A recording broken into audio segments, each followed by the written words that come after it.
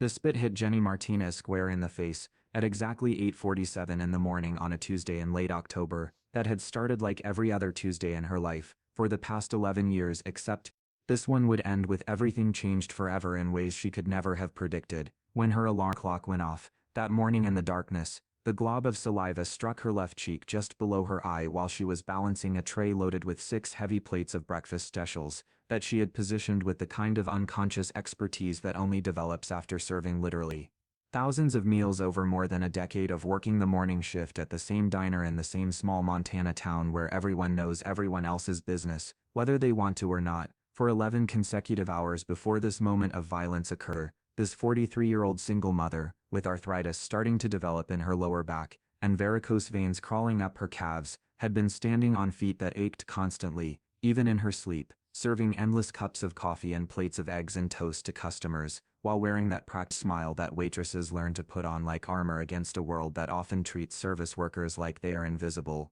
or worse, like they are somehow lesser than other human beings, simply because they serve food for a living instead of sitting behind desks in climate-controlled offices. She was doing all of this exhausting physical and emotional labor, because her 12-year-old son Michael was homesick in bed with a fever that had been hovering around a 101 degrees for 3 straight days. Now, despite the children's Tylenol she kept giving him every 4 hours like clockwork, and he needed a prescription antibiotic that was waiting at the CVS pharmacy and would cost $87, that she did not currently have because she had just paid rent 5 days late, which included a $50 late fee that had consumed most of what she earned in tips during her previous shift, leaving her bank account balance at approximately $23 until Friday's paycheck arrived, assuming she could work enough hours to make the money she desperately needed to keep the lights on and food on the table and medicine in the cabinet.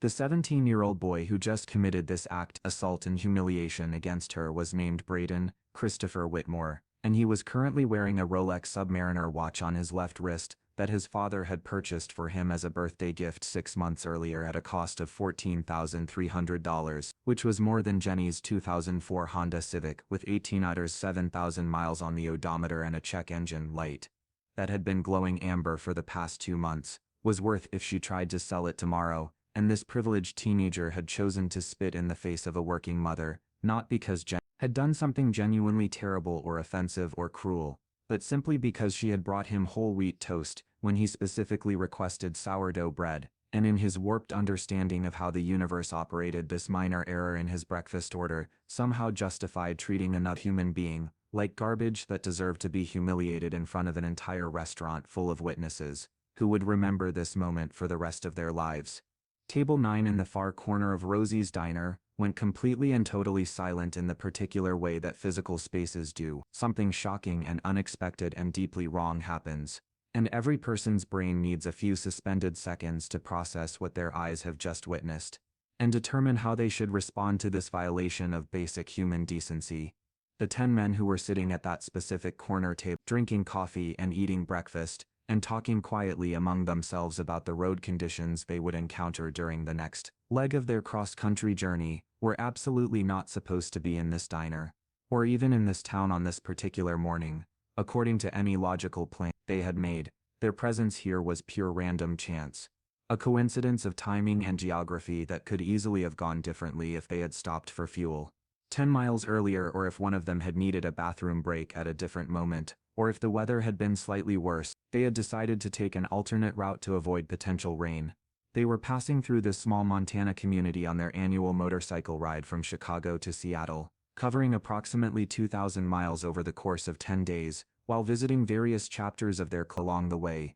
and paying respects to brothers who had passed away during the previous year, and generally reinforcing the bonds of brotherhood that held their organization together across vast distances and decades of shared history. This was supposed to be just a routine pit stop for coffee and maybe some breakfast before hitting the highway again, and putting more miles behind them, nothing special or meaningful, or destined about it in any cosmic sense. But fate and destiny and whatever forces govern the universe do not always announce themselves with dramatic music and lightning strikes from clear skies. Sometimes they arrive quietly wearing leather vests, decorated with patches that tell multi-layered stories most people never bother to read or try to understand, because stereotypes are easier than actual knowledge. Those 10 men were full-patch members of the Outlaws Motorcycle Club, one of the oldest and most respected and most misunderstood one-percenter organizations in America, a brotherhood that had been riding together in various incarnations since 1935, when a group of riders in McCook, Illinois decided they wanted something more meaningful than the typical social clubs of that era. And they had just witnessed a United States senator's spoiled and entitled son commit the kind of casual cruelty and fundamental disrespect for another human being that violated every single principle and value their organization had been built upon over 9 decades of existence. What happened during the next 60 minutes inside Rosie's diner would teach Braden Whitmore a lesson about consequences and empathy and basic human decency that was worth more than his father's considerable political power and family fortune could ever purchase. And it would remind an entire community that genuine power and real authority in this world have absolutely nothing to do with money and bank accounts or connections to influential people or expensive possessions, but everything to do with character and courage and the willingness of good people to stand up and speak out when they witness injustice being committed against those who cannot easily defend themselves against those who believe themselves untouchable. Jenny Martinez's alarm clock was set to buzzing at 5:15 every morning, including weekends and holidays, because the diner opened at 6 and she needed time to get herself ready and check on her son and drive the 12 minutes from her apartment to the parking lot behind Rosie's, where the employees entered through the back door near dumpsters in the industrial dishwasher that never quite got clean no matter how many times the evening crew scrubbed it down. But she had not actually needed that alarm to wake her up in probably 6 or 7 years at this point, because after you live the same routine for long enough, your body develops its own internal biological clock that becomes more reliable than any mechanical or digital device ever invented by humans. Some ancient survival mechanism hardwired into our DNA from the days when our ancestors needed to wake at specific times to avoid predators or hunt food or tend fires that kept the darkness at bay. At 43 years old, with 11 full years of waitressing experience at Rosie's Diner under her belt, and before that 7 years working the overnight shift at a truck stop restaurant in Wyoming, and before that 3 years at a breakfast place in her hometown of Billings, Montana, Jenny's circadian rhythm and sleeping patterns had been calibrated and fine-tuned to the minute like a Swiss watch manufactured by craftsmen who measured precision in fractions of seconds. Her eyes would open naturally in the darkness of her small bedroom at precisely 5:12 or 5:13 in the morning, and she would lie there motionless for those remaining 2 or 3 minutes before the alarm went off, listening to the ambient sounds of the small 2-bedroom apartment she rented dollars per month from a landlord who owned 6 other units in the same complex, and had raised her rent by $50 2 years ago, citing property tax increases, although Jenny suspected it had more to do with simple greed than actual expenses. The apartment was technically more than she could comfortably afford on her salary of $9.25 per hour plus whatever tips she earned, which varied wildly depending on season and weather, and the general mood of customers, but it was located in a neighborhood with decent public schools that her son could walk to safely and relatively low crime rates compared to the cheaper areas where rent was more affordable. But gunshots at night were common enough that you learned to distinguish between fireworks and actual violence. She would move through the cramped space of her apartment in complete and total silence on those early mornings, her bare feet knowing exactly which specific floorboards would creak loudly enough to potentially wake Michael and which planks could be trusted to remain quiet under her weight, careful not to make a single unnecessary sound that might disturb her 12-year-old son, who was currently sleeping in the next room with a fever that had been running persistently for 3 days straight, hovering stubbornly around 101 degrees despite the children's Tylenol she had been administering every 4 hours like clockwork, following the dosage instructions printed on the bottle. The prescription antibiotic that the nurse practitioner at the walk-in clinic had written for him after examining his inflamed throat and swollen lymph nodes was waiting at the CVS pharmacy 5 blocks from the diner and would cost $87 with her insurance, which provided minimal coverage and came with a deductible so high that she basically paid for everything out of pocket until she hit $5,000 in medical expenses, which never happened because she avoided doctors and dentists as much as possible precisely because she could not afford the costs associated with healthcare in America. That $87 might as well have been $87,700 given the current catastrophic state of her checking account after paying October rent, 5 days past the due date, which had triggered an automatic $50 late fee that had immediately consumed most of the tips she had earned during her previous shift, leaving her with a remaining balance of approximately $23.42. until Friday's direct deposit paycheck arrived, assuming she worked enough hours during the week to generate the money she desperately needed to keep the electricity turned on and put groceries in the refrigerator and maintain the illusion of stability for her son, who deserved better than the hand that fate had dealt him, but who never complained because he was a good kid who understood without being told that his mother was doing her absolute best with limited resources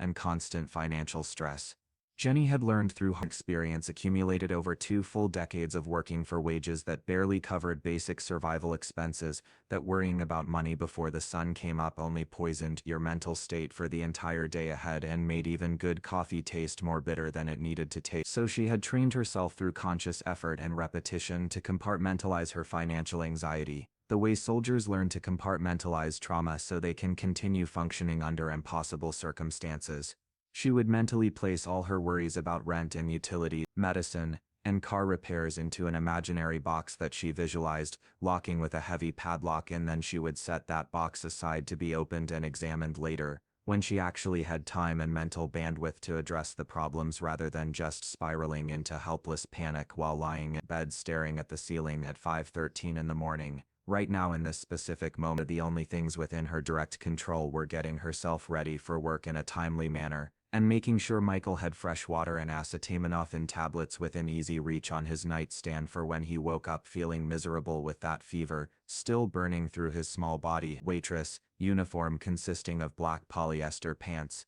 and a white button-down shirt with the Rosie's Diner logo, embroidered in red thread on the left breast pocket, was freshly pressed and hanging on the back of the bathroom door where she had carefully placed it the night before after spending 2 minutes with the iron and ironing board watching the late news on the television set that was probably 15 years old, but still worked adequately for her limited purposes. The uniform was nothing fancy or expensive, just serviceable clothing designed for functionality, rather than fashion. She maintained it with meticulous care, because she had learned very early in her working life through bitter experience, that customers absolutely judged service workers based on their appearance and presentation, and a wrinkled or stained uniform translated directly into smaller tips, which meant less money available for rent and groceries and medicine, and all the other endless expenses that never stopped accumulating. Her shoes were black non-slip sneakers from Walmart that she had purchased 3 years ago for $34, and they were now worn down significantly at the heels with the cushioning, compressed nearly flat from literally thousands of hours, standing on hard concrete and tile floors that offered zero shock absorption for joints and bones, and muscles that protested more loudly with each passing year. But the shoes were always kept spotlessly clean because she wiped them down thoroughly every single night with a damp cloth and a small amount of dish soap to remove any food stains or kitchen grease that had accumulated during her shift. By exactly 6 o'clock in the morning, when the first pale light of dawn was just beginning to paint the eastern horizon with shades of gray and purple, Jenny was pushing through the heavy steel back door of Rosie's Diner into the commercial kitchen that smelled like a complex mixture of coffee grounds and yesterday's apple pie and industrial cleaning chemicals and old fryer grease that had soaked into the concrete floor and walls over decades of continuous operation. The October air in Montana still had real bite and edge to it this early in the morning, with temperatures hovering just above freezing, and her breath created small visible clouds of condensation as she crossed the mostly empty parking lot from her aging Honda Civic that she had purchased, used 6 years ago for $4,200, and which now had 1,000 miles displayed on the odometer, along with that persistent check engine light that had been glowing amber on the dashboard for approximately 2 months.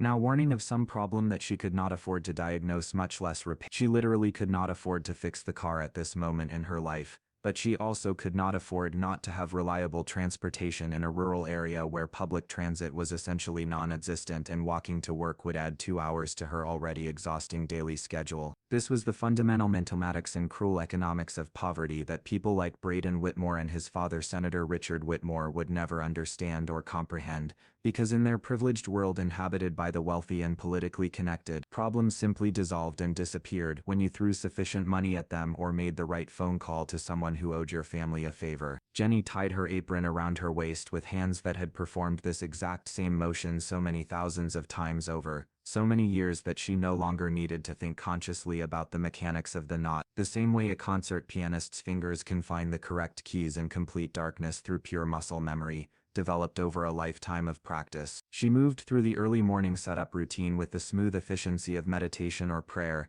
each action flowing naturally into the next without wasted motion or unnecessary thought. Salt and pepper shakers needed to be filled and positioned correctly on every table. Paper napkin dispensers needed to be restocked. The coffee station behind the main counter required fresh filters and grounds, and clean pots arranged in precise order, so the morning rush could be handled without chaos or confusion. Silverware needed to be wrapped in paper napkins and sorted by table. Bottles of ketchup and hot sauce and syrup needed to be checked for levels and wiped clean of drips and stickiness. The first regular customer arrived at the diner at precisely 6:28 in the morning, which was actually 2 minutes earlier than his normal arrival time. An elderly man named Tom Henderson, who had worked for Burlington Northern Railway for 43 years before retiring in 2009 with a modest pension that barely covered his living expenses in an economy designed to punish people who dared to grow old without accumulating significant wealth. Tom always took the exact same stool at the counter positioned directly in front of the coffee station, and he always ordered the exact same breakfast consisting of 2 eggs cooked over easy with whole wheat toast, and a small side portion of hash browns with extra salt and black pepper. Jenny had his coffee poured and positioned on the counter in front of his regular seat before his body had fully settled onto the red vinyl cushion that was cracked and patched with duct tape in 3 places where the ancient upholstery had finally given up and split. "Morning, Tom," she said with that genuine warm smile that made people feel noticed and valued as human beings rather than just anonymous customers passing through on their way to somewhere else. "The usual this morning." He nodded his thanks in the economical way that men of his generation often communicated, with minimal words but real appreciation visible in his weathered eyes that had witnessed the better part of 8 decades of American history, and Jenny turned to write his order on her pad even though she had long since memorized exactly what Tom wanted and could have communicated it to the kitchen staff telepathically if such abilities existed in the real world. At exactly 7:12 in the morning, according to the old Coca-Cola branded clock hanging on the wall behind the cash register near the front entrance, the sound started building gradually in the distance, like an approaching thunderstorm system that you can somehow feel developing in your bones joints before you can actually see the dark clouds gathering on the horizon, or hear the first rumbles of thunder echoing across miles of empty landscape. It began as a barely perceptible low-frequency rumble that seemed to emanate from everywhere and nowhere simultaneously, a deep mechanic vibration that existed just at the edge of human hearing underneath all the normal ambient sounds of a busy breakfast service, including clinking silverware and quiet conversations between customers and the persistent hissing of the large commercial coffee maker behind the counter that probably needed descaling, but nobody had the time or energy to tackle that particular maintenance task. Then the sound grew progressively louder and more distinct, as whatever was generating it came closer to the diner, developing and evolving from an indistinct rumble into a clearly rhythmic mechanical thunder that made the plate glass windows of Rosie's diner vibrate gently but noticeably in aluminum frames, and caused every single conversation happening throughout the restaurant to pause mid-sentence, as heads turned instinctively toward the front windows to identify the source of this increasingly impressive noise that was now impossible to ignore. 10 Harley-Davidson motorcycles rolled into the gravel parking lot in absolutely perfect V-shaped formation, like a flock of migrating geese following some ancient instinct encoded in their DNA about aerodynamics and group cohesion, their combined engines displacing a total of more than 1,000 cubic centimeters, and producing a symphony of precisely controlled explosions and mechanical harmony that announced their arrival with the kind of confident authority that simply cannot be faked or imitated. No matter how much money you spend on chrome accessories and aftermarket exhaust systems. Jenny wiped the spit from her face using a napkin that was now crumpled and damp in her shaking hand, and when she looked at Braden she did not see a monster or a villain, but rather a child who had simply never been taught how to function as a decent human being, because the adults responsible for raising him had failed catastrophically in that fundamental task. "It is not really about the apology itself," she said quietly but with growing strength in her voice, as some internal resolve began to solidify. "It is about genuinely understanding why what he did was wrong, and why he should never treat another human being that way regardless of what bread they bring him." Hammer nodded slowly in acknowledgement of this wisdom and looked back at Braden with an expression that somehow managed to combine disappointment and determination. "You hear that, son?" he said. "An apology without understanding is just meaningless words, and words without comprehension accomplish nothing." He pulled out a chair at the nearest table and gestured firmly for Braden to sit down in it. "This conversation is happening right now whether you choose to cooperate or resist," Hammer continued, "and I can absolutely promise you that cooperation will be vastly preferable to the alternative options available." At precisely that moment, The front door of the diner swung open with considerable force and Senator Richard Whitmore strode in with the confident, commanding presence that came from decades of getting his way through strategic combinations of charm and influence. And when absolutely necessary, barely concealed threats about what would happen to people who did not cooperate with his wishes. The senator was a tall man with carefully styled silver hair and an expensive tailored suit that probably cost more than most people in this diner earned in a month. And he entered the scene with the particular energy of someone accustomed to being the most important and powerful person in any room he occupied. "What exactly is going on here?" Senator Whitmore demanded, while looking at his son surrounded by 10 leather-vested bikers. "Gentlemen, I do not know what my son allegedly did, but I am absolutely certain we can work this out, in a reasonable civilized manner between rational adults." "Your son committed assault," Hammer said flatly, while pointing at Jenny, who was now sitting at a nearby table with the other waitress holding her hand, and trying to help her calm down. "He deliberately spit in that woman's face because she brought him the wrong type of bread with his breakfast order, and Reasonable left this building. The exact moment he decided it was acceptable to treat another human being like garbage, for making a minor mistake." Senator Whitmore's carefully maintained political expression flickered for just a fraction of a second, a tiny crack in the professional mask that revealed something that might have been genuine shame or embarrassment. But he recovered his composure quickly, the way politicians learn to do when confronted with uncomfortable facts they would prefer not to address directly. "Braden," he said while looking at his son with an expression that attempted to project both authority and disappointment simultaneously, "is that accusation actually true?" Braden looked at his father with eyes that silently pleaded for rescue, the same way he had looked at him after the DUI arrest, and the school expulsion and the vandalism charges and every other consequence he had managed to avoid through his father's intervention and influence. "She messed up my order, Dad," he said while attempting to minimize what had happened. "I may have overreacted slightly to the situation, may have overreacted." Jenny's voice suddenly emerged much louder and stronger than before, powered by something that had been building inside her for 11 years of accepting abuse from entitled customers, who believed service workers deserved no respect or consideration. "You deliberately spit in my face, in front of dozens of witnesses, because I brought you sourdough toast, instead of whole wheat, and you call that maybe overreacting slightly?" The entire diner was completely silent again, with everyone watching this drama unfold like it was theater, which in a sense it was, an unscripted morality play about privilege and consequence, and accountability,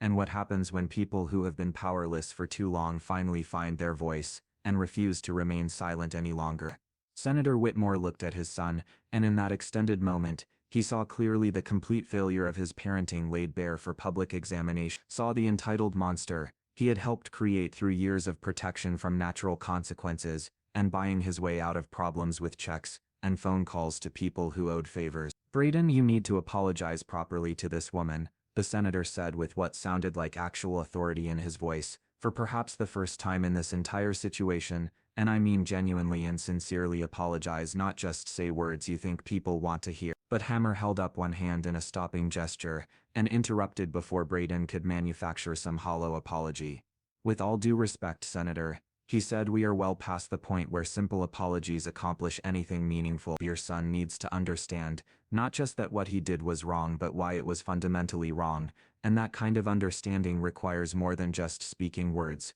he does not actually mean or believe." "What exactly do you propose then?" the senator asked, and there was something in his voice suggesting he already suspected he would not like whatever answer came next. "Your son is going to work here at this diner," Hammer stated clearly, "doing Jenny's job for one complete shift, serving tables and taking orders from customers, and dealing with whatever difficult situations arise, and maybe after experiencing what she experiences every single day, he will finally understand what he did wrong this morning." "That is completely ridiculous and unreasonable," Senator Whitmore protested immediately. "My son has important obligations including school and college application deadlines and athletic commitments, and Jenny has obligations too," Doc interjected from his position near the door. "She has a sick child at home who needs expensive medicine she cannot afford to buy, but she still showed up to work this morning, and did her job with dignity and professionalism until your son decided to spit in her face for bringing him the wrong bread." The senator opened his mouth to continue arguing,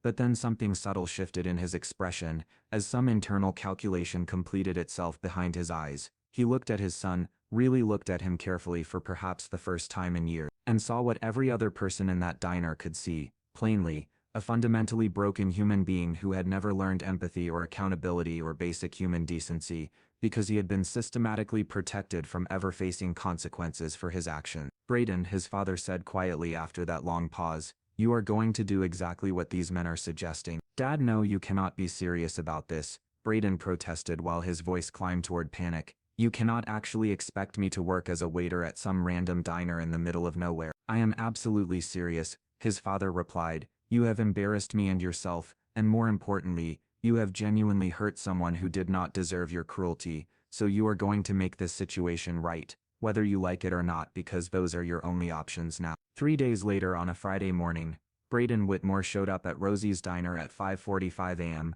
wearing borrowed non-slip shoes that were half a size too small and pinched his feet painfully with every step, and an apron that did not fit properly because he had never worn any kind of apron in his entire life, and had no idea how to tie it correctly. Jenny trained him with a patience that seemed almost supernatural considering what he had done to her just 72 hours earlier, showing him methodically how to balance multiple heavy plates simultaneously, how to remember complicated orders with numerous substitutions and special recipes, how to move efficiently through crowded spaces during the breakfast rush without dropping things or bumping into other staff or customers. Braden's first table was a group of 4 construction workers who had been working overnight, and were exhausted and hungry, and ordered complicated breakfast combinations with multiple substitutions and extra sides in specific cooking instructions, and he managed to get virtually the entire order completely wrong and had to apologize awkwardly and return to the kitchen to start over while the workers exchanged knowing glances that communicated they understood exactly why this spoiled rich kid was suddenly working as a waiter.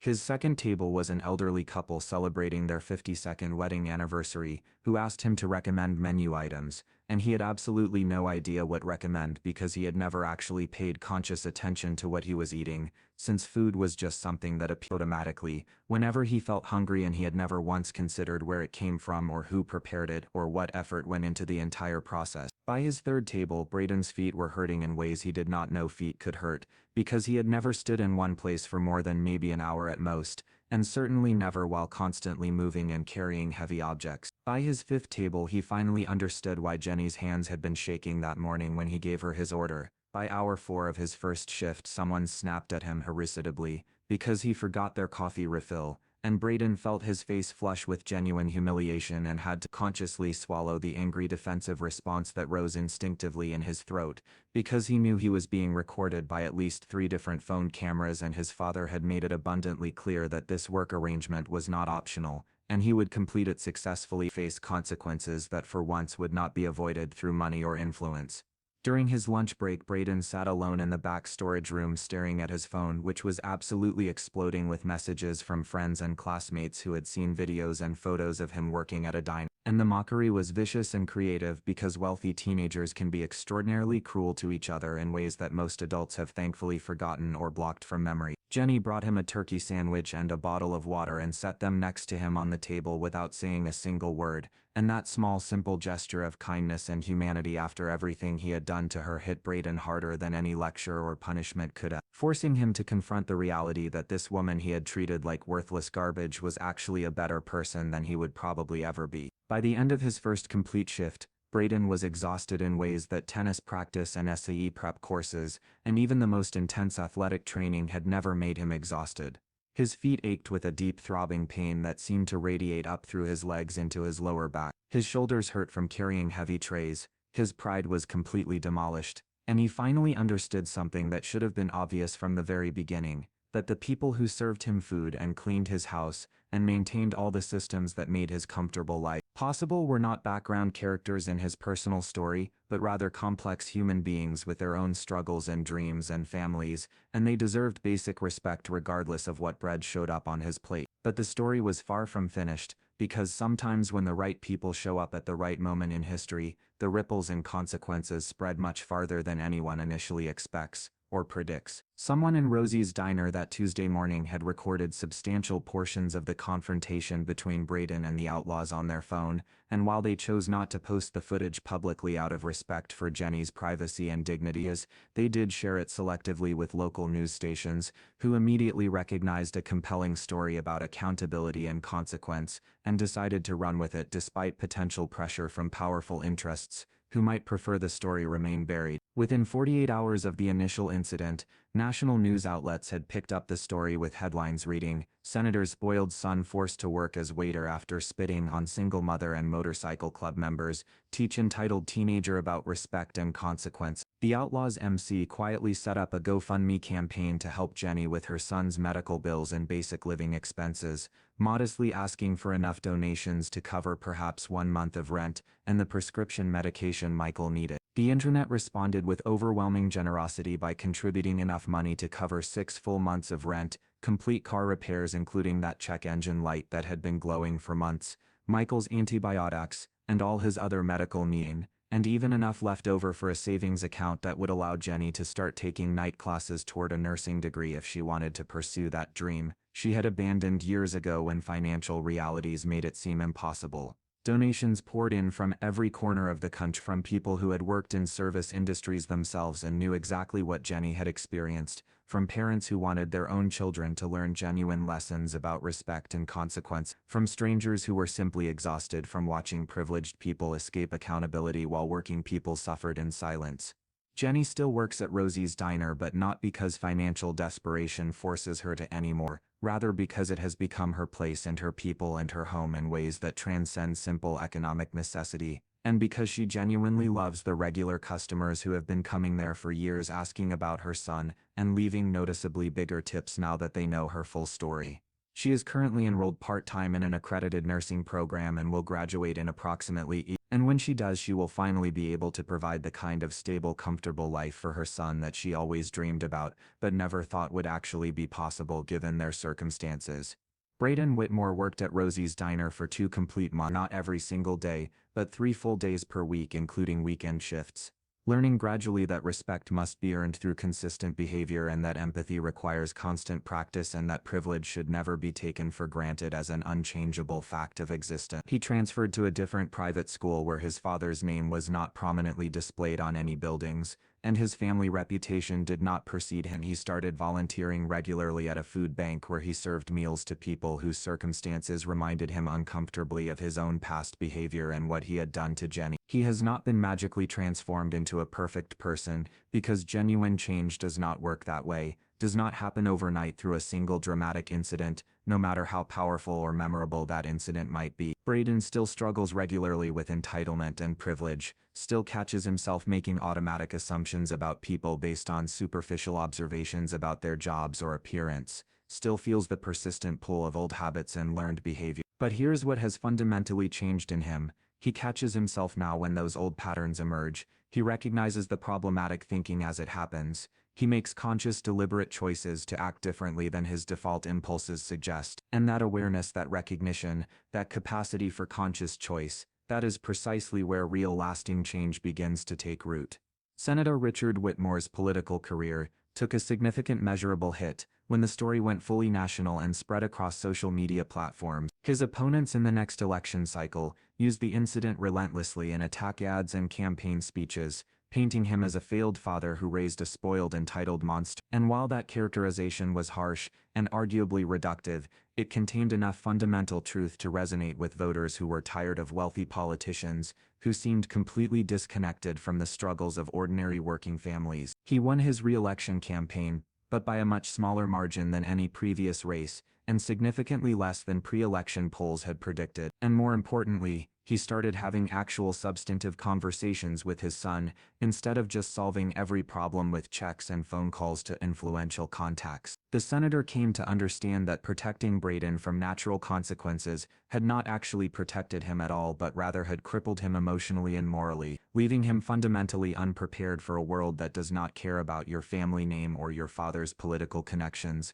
or how expensive your possessions are. Marcus Hammerstone and the 9 other members of the Outlaws Motorcycle Club still ride through that particular section of Montana several times each year during their cross-country trips, and they still stop routinely at Rosie's Diner, and they still sit exclusively at Table 9, which now features a small brass plaque mounted permanently on the wall above the booth. The plaque reads simply, "Reserved for the Outlaws MC, Protectors of Dignity." The bikers tried multiple times to refuse this honor when Frank, the diner owner, first proposed installing it, insisting sincerely that they were not heroes and had not done anything particularly special or remarkable. But Frank went ahead and had the plaque made and mounted anyway because he understood something important about how the world actually works. Evil happens and persists when good people choose to stay silent and inactive. Evil wins and spreads when powerful people face no meaningful consequences for their harmful actions. And sometimes, just sometimes, justice and accountability arrive on motorcycles, wearing leather vests and carrying an unwritten code of honor that makes wealthy men in expensive suits look like moral paupers by comparison. When people ask Hammer directly about what happened that morning at Rosie's diner, he typically shrugs with genuine modesty and says something brief about basic human decency and treating people right.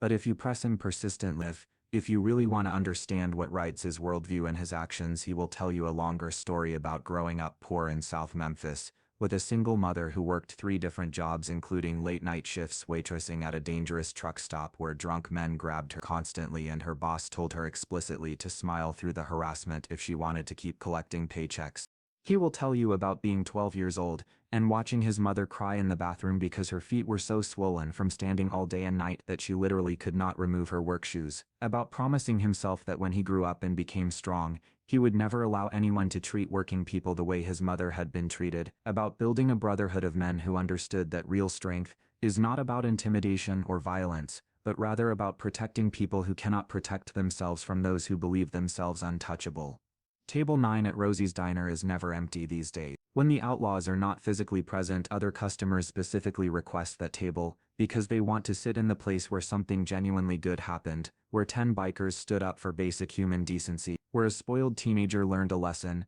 his expensive schools never taught. Before you leave today, if you believe fundamentally in standing up for people who cannot stand up for themselves, I need you to do 3 critically important things right now. First, subscribe to this channel immediately, and turn on notifications, because we actively search for and share stories exactly like this one. Stories about everyday courage and unexpected heroes and moments when ordinary people become extraordinary simply by choosing to act rather than remain passive witnesses. Second, share this video with someone you know who works in service industry, whether they are waitresses or cashiers, or baristas or anyone who regularly deals with difficult customers, and let them know sincerely that they matter, that their work matter, that they deserve respect and dignity regardless of what tips they receive or what complaints they hear from entitled customers. Third, leave a comment and tell us honestly, will you be the Hammer? Will you be the person who speaks up next time you witness injustice happening right in front of you? Will you stand between the powerful and the vulnerable? Will you use whatever privilege or strength or resources you have to protect people who desperately need protecting? That is how we change things in this world, not with violence or anger or hatred, but with presence and courage and action and the simple revolutionary act of treating every human being with basic respect. And if you genuinely hate bullies who hide behind family money and political power and expensive lawyers, if you believe that consequences should apply equally to everyone regardless of their last name or social status, then hit that like button right now and show the algorithm that stories about character and accountability matter more than clickbait. Thank you for watching this story. Thank you for caring enough to make it this far. Thank you for being the kind of person who stopped scrolling long enough to hear a story about justice, and hopefully learn something about how to make this world just a little bit better, one action at a time. Now go be someone's hammer. Go be the person who stands up when it matters. Go be the difference that someone desperately needs today. This world has more than enough Bradens already. What we desperately need is more people exactly like you who understand that power without character is just tyranny and that wealth without wisdom is just waste.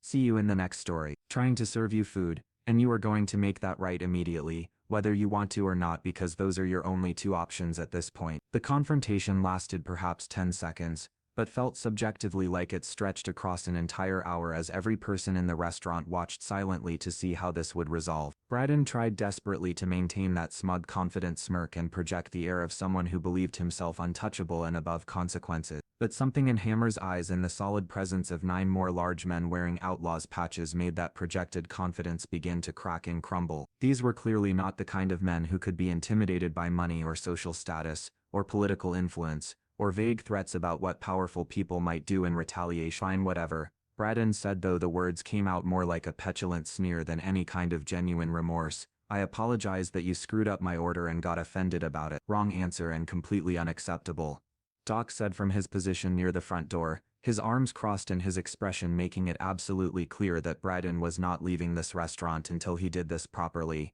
Try again with actual sincerity and genuine regret. Braden stood up abruptly from his booth, attempting to simply leave and end this confrontation on his own terms before it could escalate further into territory he could not control. But he immediately found his path toward the exit blocked by two extremely large bikers who crossed their arms and stared at him with expressions that communicated wordlessly that he would not be departing until this situation was resolved in a manner they found acceptable. Okay, fine. I am sorry I spit on you, Braden said quickly, his voice now carrying actual fear instead of arrogance. Are we finished here now? Can I leave? Hammer turned his head to look at Jenny, who was still standing near the booth trembling with emotions she could not name or control. Ma'am, he said gently with genuine respect in his voice, is that apology acceptable to you, or would you like him to try again until he gets it right?